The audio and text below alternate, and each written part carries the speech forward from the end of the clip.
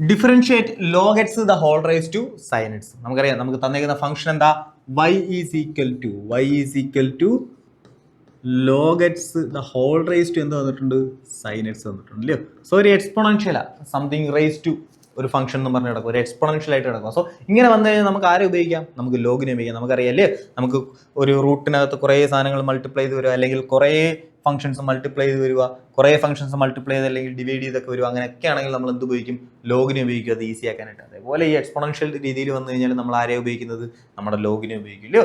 So ഇവിടെ നമുക്ക് ലോഗിനെ ഉപയോഗിക്കാം, രണ്ട് സൈഡിൽ ലോഗ് എടുക്കാം. So log y is equal to log of, ഇവിടെ എന്താ കിടന്നത്, log x the whole raise to എന്താ, sine x. Okay, so log രണ്ട് സൈഡിൽ ഞാൻ എന്ത് ചെയ്തു, ലോഗ് എടുത്തു, log of log x the whole raise to sine x. ഇനി എനിക്കറിയാം അതാണ്ട് log a raise to b എന്ന് പറഞ്ഞാൽ എന്താ, ബി ലോഗ് എ. അതായത് ഈ പവർ വന്നു കഴിഞ്ഞാൽ, ലോഗിന്റെ അകത്തൊരു പവർ വന്നു കഴിഞ്ഞാൽ, log a raise to b വന്നു കഴിഞ്ഞാൽ നമുക്ക് എങ്ങനെ എഴുതാം, ബി ലോഗ് എ എന്ന് എഴുതാം. അവിടെ എങ്ങനെ കൊണ്ടുവന്ന് മൾട്ടിപ്ലൈ ചെയ്ത് എഴുതാം, നമുക്കറിയാമല്ലോ. So log y is equal to നമുക്ക് എങ്ങനെ എഴുതാം, sine x into log of log x, sine x into log of log x. Okay, so രണ്ട് ഫങ്ഷൻസ് കിട്ടി, ഇത് യു, ഇത് യു, കണ്ടോ, ഇത് യു, ഈ ഫംഗ്ഷൻ എന്താ, അത് വി, ഇത് യു, ഇത് വി. ഓക്കെ, രണ്ട് ഫംഗ്ഷൻസ് മൾട്ടിപ്ലൈ ചെയ്ത് എടുക്കുക. സോ ഡെറിവേറ്റീവ് എടുക്കുമ്പോൾ നമ്മൾ എന്ത് ചെയ്യണം, u dash v plus u v dash formula use ചെയ്യണം. Okay okay, so log y derivative എന്താ, 1/y ഇൻറ്റു എന്തുകൊണ്ട്, dy ബൈ ഡി എക്സ് ഉണ്ട്, 1/y ഇൻറ്റു വൈൻ്റെ derivative dy by d x. ഇവിടെ രണ്ട് ഫംഗ്ഷൻ മൾട്ടിപ്ലൈ ചെയ്ത് എടുക്കുക. സോ എന്ത് ചെയ്യണം, ആ രണ്ടാമത്തെ ഫംഗ്ഷൻ നോക്കുമ്പോൾ അറിയാം, വി എന്താ, ഒരു കോമ്പോസിറ്റ് ഫംഗ്ഷനാണ്, ലോഗ് ഓഫ് ലോഗ് എക്സ്. ആ ലോഗിനകത്ത് എന്ത് കിടപ്പുണ്ട്, ഒരു ലോഗ് എക്സ് കിടപ്പുണ്ട്, കോമ്പോസിറ്റ് ഫംഗ്ഷനാണ്, ഫംഗ്ഷൻ ഓഫ് എ ഫംഗ്ഷൻ എന്ന് പറഞ്ഞ് കിടക്കും അല്ലേ.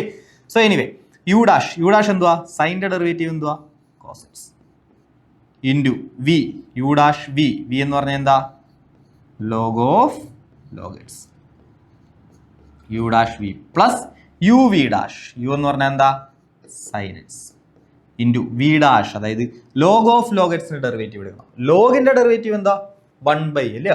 സോ ലോഗ് എക്സിന്റെ ഡെറിവേറ്റീവ് 1/x ആ, ലോഗ് ഓഫ് ലോഗ് എക്സിന്റെ ഡെറിവേറ്റീവ് എന്താവും, 1/log x ആവും.